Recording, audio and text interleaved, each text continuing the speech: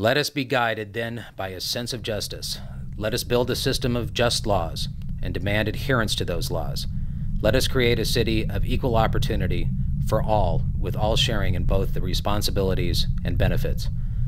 Let us create a city where neither the choice of religion nor the accident of color is an obstacle to opportunity and advancement, nor a substitute for effort and ability.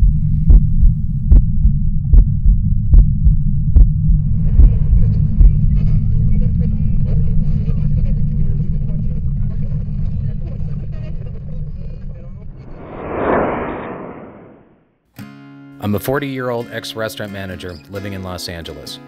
Up until recently, I'd spent a lifetime in the hospitality industry doing everything from washing dishes to upper-level corporate management. My life had been fairly typical for my generation, enjoying youthful irresponsibility until reality hit and the party stopped working. In the early 1990s, I'd pretty much hit rock bottom until the love of my life, Camilla, rescued me from what would surely be an unpleasant demise. That's what I'm asking. I've asked you that 4 times now.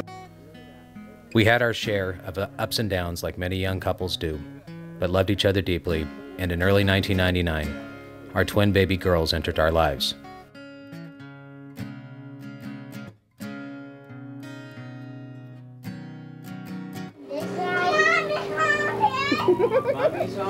I was trying to get you guys taking a bath with Daddy. It wasn't easy, but our daughters eventually brought us closer together, and our future appeared to be unlimited.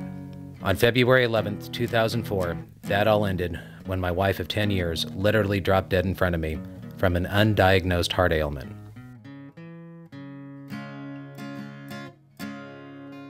My life up until that point ended too. I was now a widower and a single parent of young twin girls. For the next 18 months, family, friends, and even people who I didn't know came from everywhere to help, while I wallowed in a fog of grief and uncertainty. Then on Sunday morning, August 28, 2005, a story from the Gulf Coast captivated me in a way that I hadn't felt in years. New Orleans, a city that I had never been to, was being evacuated due to a massive Category 5 hurricane. Mayor Ray Nagin issued a mandatory evacuation order. Louisiana Governor Kathleen Blanco wrote this letter, declaring the disaster beyond the capabilities of the state.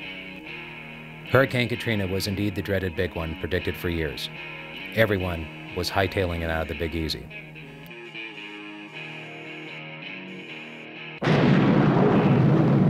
The storm hit the Gulf Coast on Monday, August 29th.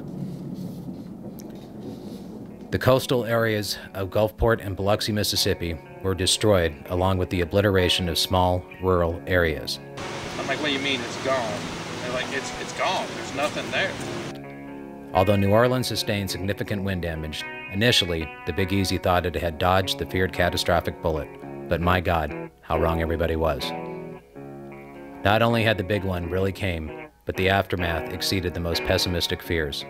There's a body of water called the Mississippi Gulf Outlet that was dredged during LBJ's presidency, and it was dredged through St. Bernard, and it was the biggest, the largest man-made natural disaster in the United States. And everyone since it was dredged in 1962 said that it would flood St. Bernard Parish and most of Orleans if a Category 4 or 5 hurricane ever came up through St. Bernard Parish, and it did that.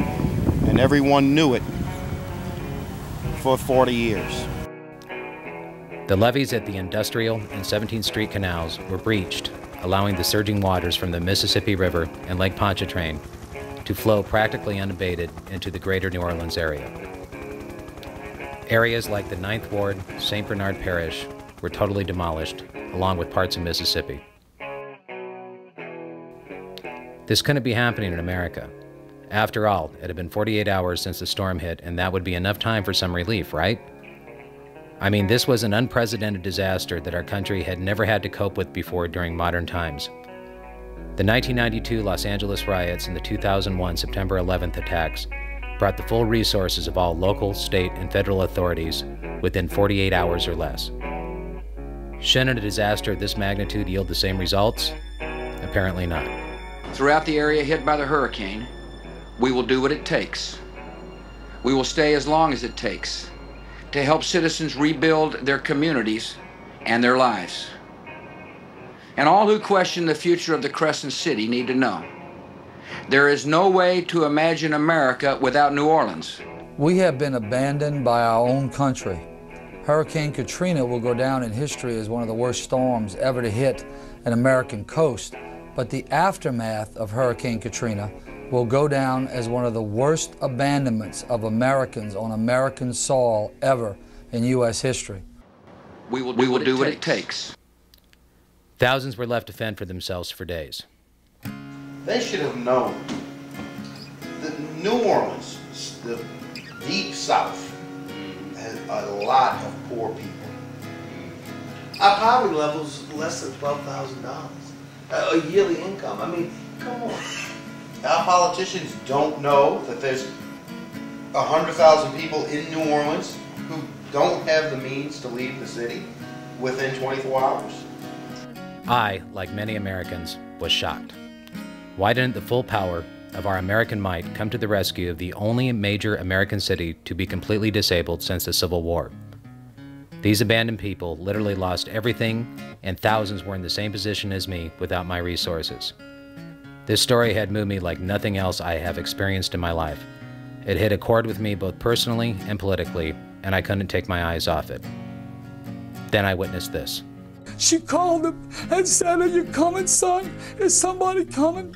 And she said, "Yeah, Mama, somebody's coming to get you.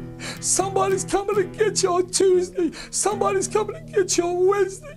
Somebody's coming to get you on Thursday. Somebody's coming to get you on Friday." And she drowned it Friday night. She drowned it Friday night. Mr. President, Nobody's coming to get us. Nobody's coming to get us. The Secretary has promised, everybody's promised. They've had press conferences. I'm sick of the press conferences. For God's sakes, shut up and send us somebody. I had to do something. So my mom's husband, Matt, and I flew to Jackson, Mississippi with a camera, rented a car, and tried to find out what the hell went wrong. We're in Gulfport, Mississippi. The rain is the first remnants of Hurricane Rita. It's September 23rd. We just pulled off the road, and as you can see behind me, 3 weeks after Katrina had hit, or almost 4 weeks now, we have a 6-foot-high pile of debris. Over there, the National Guard has put barbed wire all along there, so we really can't get any farther south of here towards the coast. I'm guessing we're a couple hundred yards off the beach with it. FEMA has covered up a tarp over here, but this is just a microcosm of what all we see around. As soon as you get about to Interstate 10 with it, you'll see buildings, places you all know, like Circuit City, McDonald's, all that with signs twisted and such, and most of the neon signs are out with it.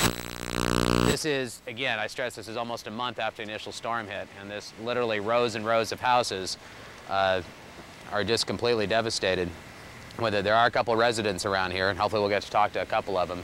But it's rather sobering actually being here, seeing it. And you see all this footage is on the news and all the things going on in New Orleans, but this was pretty much the crux of where Katrina had hit.